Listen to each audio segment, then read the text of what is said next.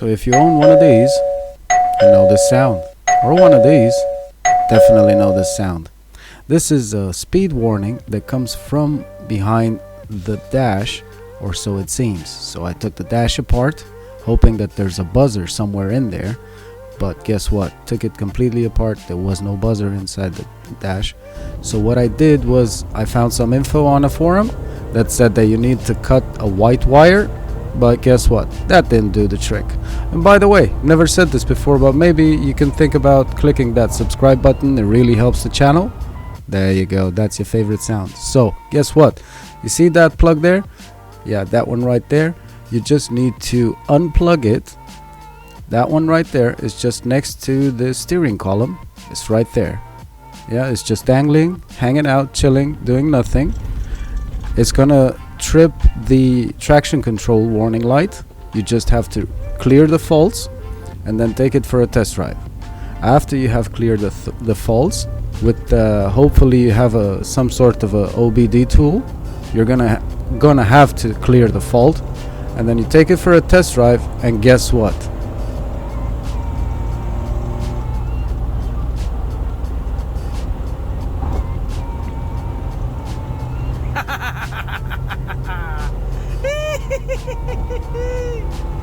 Yes, 120, actually 130, which is the speed limit in most of Europe, and it's not buzzing anymore.